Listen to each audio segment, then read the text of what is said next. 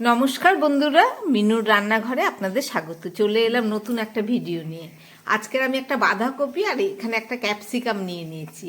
এই বাঁধাকপি আর ক্যাপসিকাম দিয়ে দারুণ, আরও অন্যান্য উপকরণও দেবো, সেই সব দিয়ে একটা দারুণ স্বাদের বাঁধাকপির রেসিপি করে আপনাদের দেখাবো। তাহলে চলুন, প্রথমে বাঁধাকপিটাকে আমি সুন্দর করে কেটে নিই।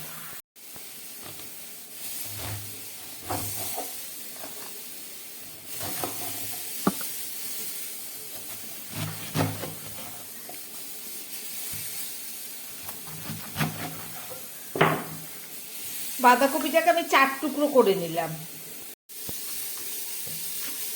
এই বাঁধাকপিটাকে আমি একটা গ্রেটারের সাহায্যে খুব ভালো করে কেটে নেব। চলুন।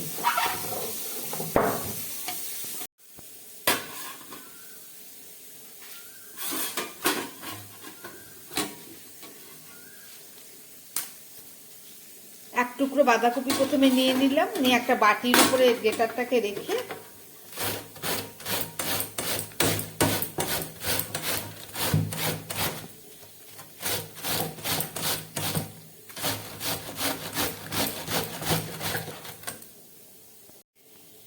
কত মিহি করে দেখুন গ্রেট করে নিচ্ছি।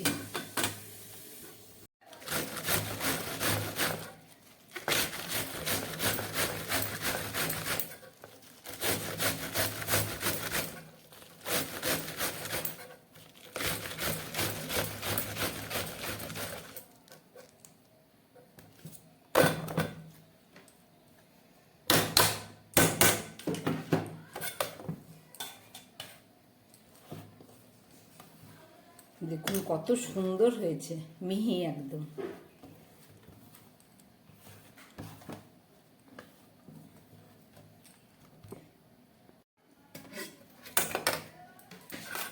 এবার আমি একটা পেঁয়াজ নিয়েছি, এই পেঁয়াজটাকেও এর মধ্যে গ্রেট করব।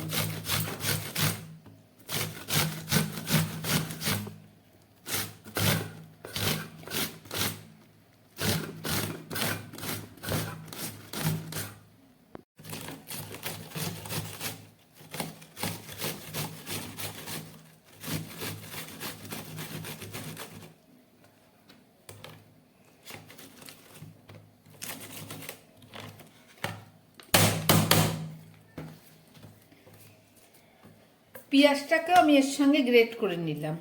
এবার যেটা রয়েছে সেটা হচ্ছে এই যে ক্যাপসিকাম।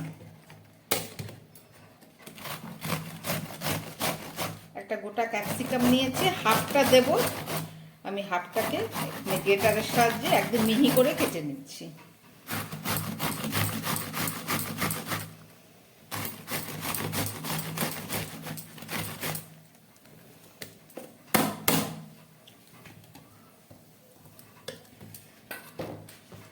ক্যাপসিকাম, পেঁয়াজ আর বাঁধাকপি আমার ভালো একদম মিহি করে কেটে নেওয়া হয়ে গেল। এবার চলুন, এই বাঁধাকপি আর পেঁয়াজ, ক্যাপসিকাম এর মধ্যে আমি পরিমাণ মতো নুন দিলাম, বেশি নয়, যেটুকু রান্নায় লাগবে ঠিক সেইটুকুই দিয়ে দিলাম। দিয়ে একটু ভালো করে এগুলোকে মিশিয়ে রাখবো।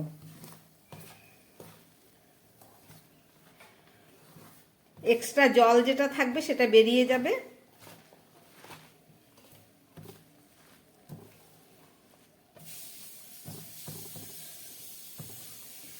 চলুন বাকি উপকরণগুলো দেখিয়ে রান্নাটা শুরু করি।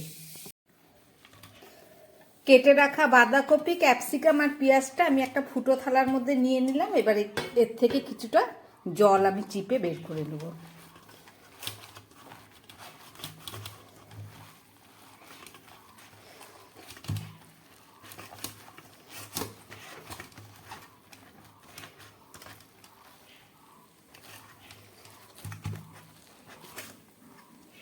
এই দেখুন, এই জলটাও আমার পরে কাজে লাগবে।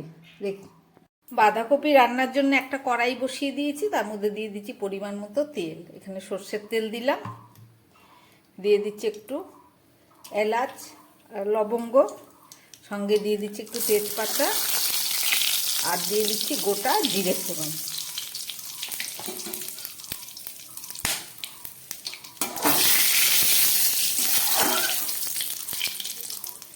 এখানে কয়েক টুকরো আলু আমি ফ্রাই করে কেটে নিয়েছি।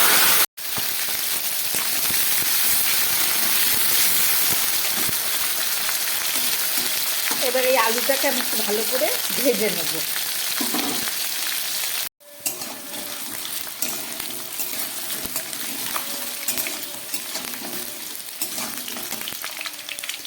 আলু ভাজার মধ্যে একটু নুন দিয়ে দিলাম। খুব ভালো করে আমার এটা ভাজা হয়ে গেছে। এবার আমি এর মধ্যে দিয়ে দিচ্ছি একটু মশলা, দিয়ে দিচ্ছি একটু আদা বাটা, সঙ্গে দিয়ে দিচ্ছি পরিমাণ মতো হলুদ, দিয়ে দিচ্ছি একটু লঙ্কার গুঁড়ো, এটা কাশ্মীরি লঙ্কার গুঁড়ো, দিয়ে দিচ্ছি জিরের গুঁড়ো হাফ চামচ মতো, দিয়ে দিচ্ছি একটু ধনের গুঁড়ো, এটাও হাফ চামচ। সব কিছু দিয়ে আমি খুব ভালো করে এই আলুটাকে একটু কষিয়ে নেব।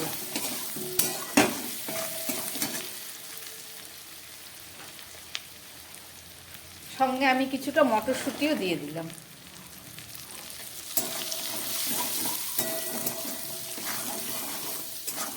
একটু ভাজা হোক। এবার দিয়ে দিচ্ছি একটু টমেটো।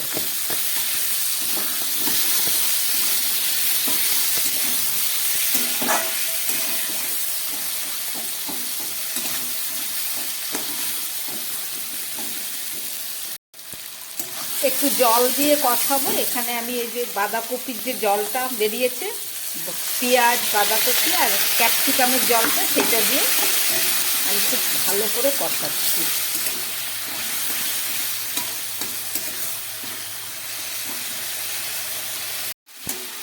বাঁধাকপিটাও দিয়ে দিয়েছে এর মধ্যে, ক্যাপসিকাম আছে, পেঁয়াজ আছে, সব কিছু দিয়ে খুব ভালো করে আমি এখন কষাবো এটাকে।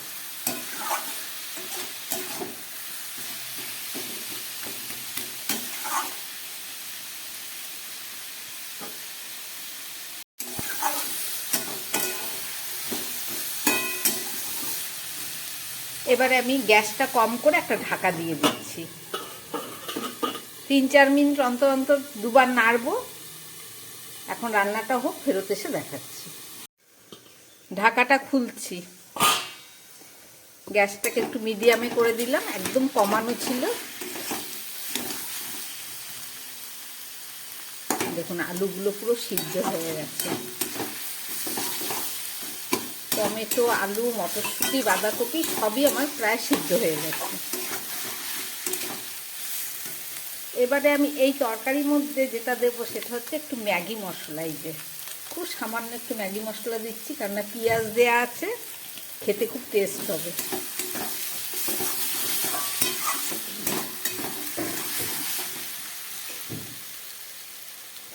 রান্নার একদম শেষের মুখে আমি কিছুটা কাঁচা লঙ্কা দিয়ে দিচ্ছি।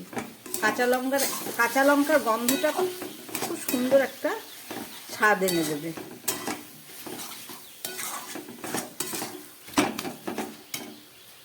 এবারে দিয়ে দিচ্ছি হাফ চামচ মতো গুঁড়ো গরম মশলা।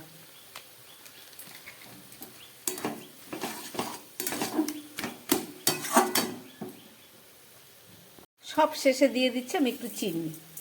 বাঁধাকপিতে টমেটো দেওয়া আছে, একটু মিষ্টি না দিলে খেতে টেস্ট হবে না।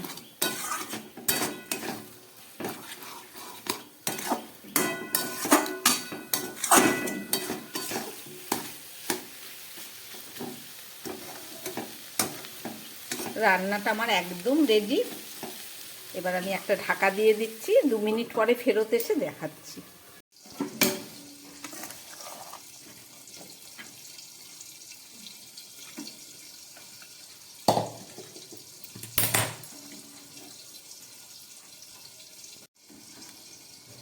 রান্না করলাম বাঁধাকপি, কিভাবে রান্না করলাম আপনারা দেখলেন। আশা করি আপনাদের ভালো লেগেছে। এভাবে রান্না করে আপনারাও খাবেন, দারুণ স্বাদ হয়। আমার বানানো রেসিপি যদি ভালো লাগে চ্যানেলটাকে লাইক করবেন। নমস্কার, সবাই সুস্থ থাকবেন, ভালো থাকবেন।